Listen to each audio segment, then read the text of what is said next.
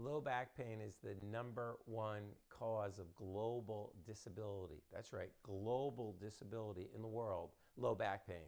I'm Dr. Donald DeFabio, and it's a great day to talk about what you can do to keep your lower back healthy. Let's stop the pain.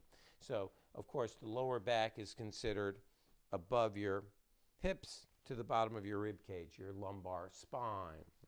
Now, the lumbar spine sits on your tailbone. The tailbone then attaches to the hip bones, which makes the sacroiliac joint. Then your legs, your femur, comes into your hip socket. So technically, this is your hip. This is your pelvis, your sacroiliac joint through here. Now, on this side, we can see all the different muscular attachments, both from the femur, the leg, up to the top of the iliac crest, the hip, as well as across the iliac crest down into the femur, into the leg. So these muscles attach here. These muscles attach up and through here. And what that means is that your hip socket, your pelvis and sacroiliac joint actually form the foundation for the lower back, the lumbar spine.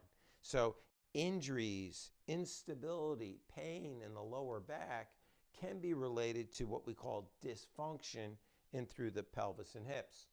From a chiropractic perspective, that means this area in through here, this area in through here has got to be mobile and strong. It needs both. It needs flexibility, so everything moves normally, lots of flexibility in through here, good motion of the sacroiliac joints, but it still has to be strong. It has to be stable. One of the first things that we do in our office when people come in with low back pain is we make sure that the pelvis and the sacroiliac joint and the hip joint are freely movable, and that all these muscles that run across here have compliance and elasticity. They give like a rubber band. They're not taut like a piece of leather. By loosening this up, then takes the pressure off of here, the lower back. On top of that, we talk about core stability. And core stability is strengthening all the little muscles that run up here, all the little muscles that run around here, and create a natural support belt. But if you're just training for core stability without looking at the mobility and stability continuum, you're going to be in big trouble. People who go in the gym, people who weight train, know you need a good foundation.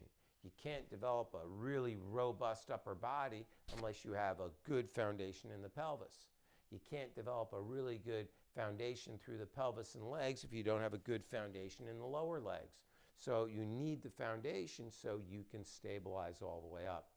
When it comes to your lower back, that means mobility through the hips to create stability in the spine to reduce your risk of the #1 cause of global disability, low back pain.